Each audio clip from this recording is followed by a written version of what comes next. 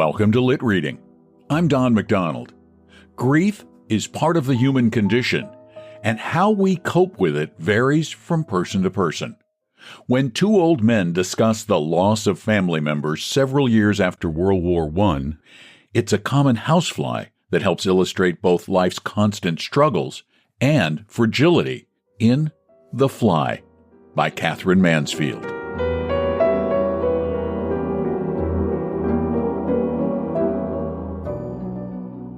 "You're very snug in here," piped Mr. Woodfield as he peered out of the great green leather armchair by his friend, the boss's desk, as a baby peers out of its pram. His talk was over, and it was time for him to be off. But he did not want to go. Since he had retired, since his stroke, the wife and the girls kept him boxed up in the house every day of the week except Tuesday. On Tuesday, he was dressed and brushed and allowed to cut back to the city for the day. Though what he did there, the wife and girls couldn't imagine. Made a nuisance of himself to friends, they supposed. Well, perhaps so. All the same, we cling to our last pleasures as the tree clings to its last leaves. So there sat old Woodfield smoking a cigar and staring almost greedily at the boss, who rolled in his office chair, stout, rosy, 5 years older than he, and still going strong, still at the helm. It did one good to see him. Wistfully, admiring, the old voice added, "It is snug in here, upon my word." "Yes, it's comfortable enough," agreed the boss as he flipped the Financial Times with a paper knife. As a matter of fact, he was proud of his room. He liked to have it admired, especially by old Woodfield. It gave him a feeling of deep, solid satisfaction to be planted there in the midst of it, in full view of that frail old figure in the muffler. "I've had it done up lately," he explained as he explained for the past how many weeks? "New carpet." He pointed to the bright red carpet with a pattern of large white rings. "New furniture," and he nodded toward the massive bookcase and the table with legs like twisted treacle. "Electric heating." He waved almost exultantly toward the 5 transparent, pearly sausages glowing so softly in the tilted copper pan. But he did not draw old Woodfield's attention to the photograph over the table of a grave-looking boy in uniform standing in one of those spectral photographers' parks with photographers' storm clouds behind him. It was not new. It had been there for 6 years. "There was something I wanted to tell you," said old Woodfield, and his eyes grew dim, remembering. "Now, what was it? I had it in my mind when I started out this morning." His hands began to tremble, and patches of red showed above his beard. Poor old chap. He's on his last pins, thought the boss. And feeling kindly, he winked at the old man and said jokingly, "I'll tell you what, I've got a little drop of something here that'll do you good before you go out in the cold again. It's beautiful stuff. It wouldn't hurt a child." He took a key off his watch chain, unlocked a cupboard below his desk, and drew forth a dark, squat bottle. "That's the medicine," said he. "And the man from whom I got it told me on the strict QT it came from the cellars at Windsor Castle."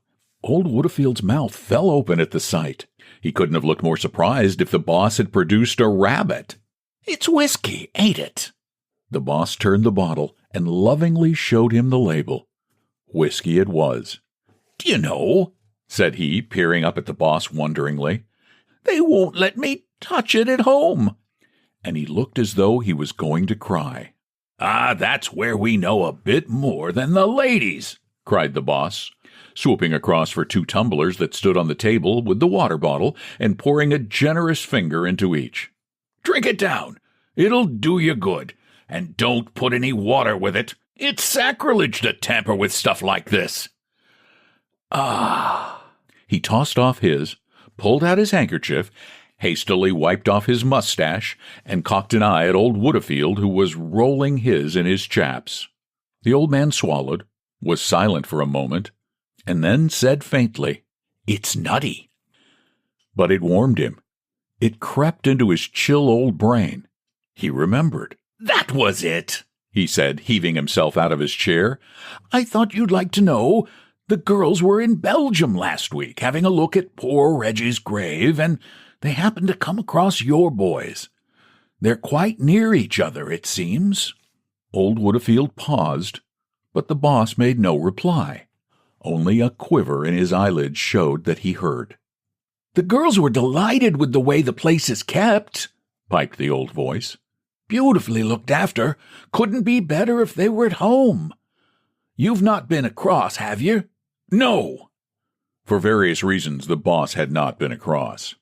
"There's miles of it," quavered old Woodfield, "and it's all as neat as a garden. Flowers growing on all the graves. Nice broad paths." It was plain from his voice how much he liked a nice broad path. The pause came again. Then the old man brightened wonderfully. "Do you know what the hotel made the girls pay for a pot of jam?" he piped. 10 francs! Robbery, I call it. It was a little pot, so Gertrude says, no bigger than a half-crown. And she hadn't taken more than a spoonful when they charged her 10 francs. Gertrude brought the pot away with her to teach 'em a lesson. Quite right, too. It's trading on our feelings. They think because we're over there having a quick look round that we're ready to pay anything. That's what it is." And he turned toward the door. Quite right, cried the boss, though what was quite right he hadn't the least idea. He came round by his desk, followed the shuffling footsteps to the door, and saw the old fellow out. Woodfield was gone. For a long moment the boss stayed, staring at nothing, while the gray-haired office messenger watching him dodged in and out of his cubbyhole like a dog that expects to be taken for a run. Then, "I'll see nobody for half an hour, Macy," said the boss. "Understand? Nobody at all." "Very good, sir." The door shut. The firm, heavy steps recrossed the bright carpet. The fat body plumped down in the spring chair, and leaning forward, the boss covered his face with his hands. He wanted, he intended, he had arranged to weep. It had been a terrible shock to him when old Woodfield sprang that remark upon him about the boy's grave. It was exactly as though the earth had opened, and he had seen the boy lying there with Woodfield's girls staring down at him, for it was strange. Although over 6 years had passed, the boss never thought of the boy except as lying unchanged, unblemished in his uniform, asleep forever. My son," groaned the boss. But no tears came yet. In the past, in the first months and even years after the boy's death, he had only to say those words to be overcome by such grief that nothing short of a violent fit of weeping could relieve him. Time, he had told everybody, could make no difference. Other men perhaps might recover, might live their loss down, but not he. How was it possible? His boy was an only son. Ever since his birth, the boss had worked at building up this business for him. It had no other meaning if not for the boy. Life itself had come to have no other meaning. How on earth could he have slaved, denied himself, kept going all these years without the promise forever before him of the boy stepping into his shoes and carrying on where he left off? And that promise had been so near being fulfilled. The boy had been in the office learning the ropes for a year before the war. Every morning they had started off together. They had come back by the same train. And what congratulations he had received as the boy's father. No wonder he'd taken to it marvelously. As to his popularity with the staff, every man jack of them, down to old Macy, couldn't make enough of the boy. And he wasn't in the least spoilt. No, he was just his bright, natural self, with the right word for everybody, with that boyish look and his habit of saying, "Simply splendid." But all that was over and done with as though it had never been. The day had come when Macy handed him the telegram that brought the whole place crashing about his head. "Deeply regret to inform you." And he left the office a broken man, with his life in ruins. 6 years ago. 6 years! How quickly time passed! It might have happened yesterday. The boss took his hands from his face. He was puzzled. Something seemed to be wrong with him. He wasn't feeling as he wanted to feel. He decided to get up and have a look at the boy's photograph. But it wasn't a favorite photograph of his. The expression was unnatural. It was cold, even stern-looking. The boy had never looked like that. At that moment, the boss noticed that a fly had fallen into his broad ink pot and was trying feebly but desperately to clamber out again. "Help! Help!" said those struggling legs. But the sides of the ink pot were wet and slippery. It fell back again and began to swim. The boss picked up a pen, picked the fly out of the tank, and shook it onto a piece of blotting paper. For a fraction of a second it lay still on the dark patch that oozed round it.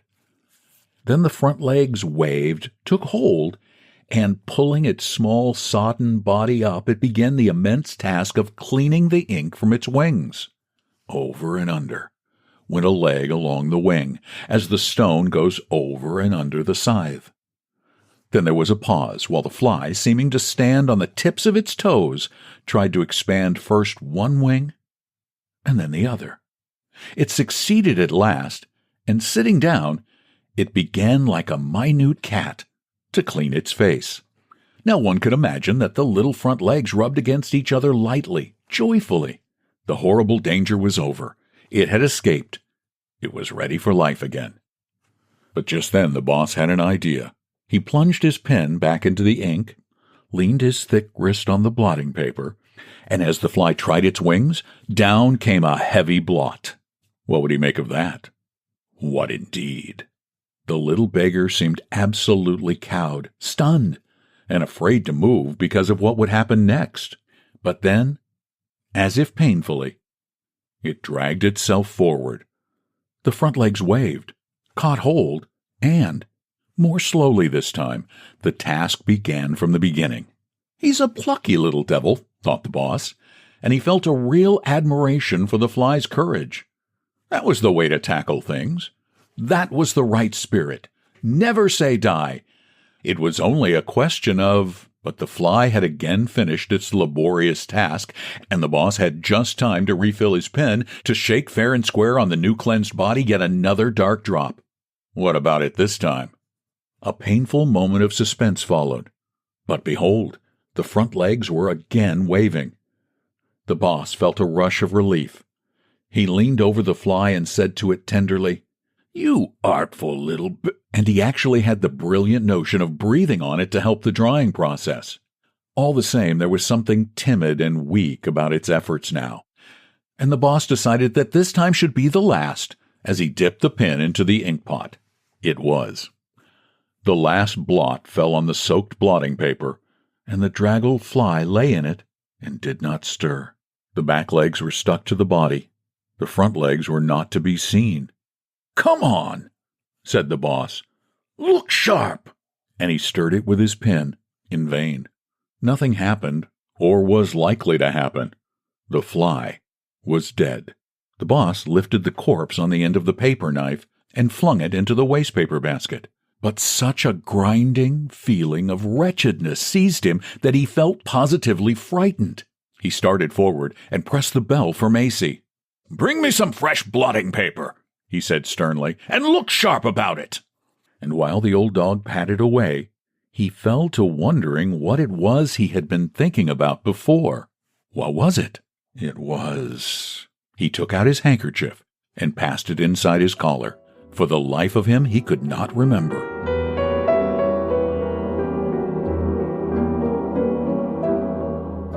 The Fly is considered one of Catherine Mansfield's greatest short stories because it's so personal. You see, Mansfield lost her brother in a training demonstration during World War I.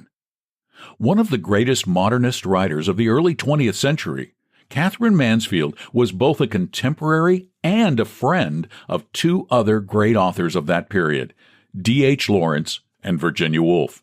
Her works, though, are less well known, as her career was cut short by terminal tuberculosis at the age of 34. Once again, thank you so much for listening to Lit Reading.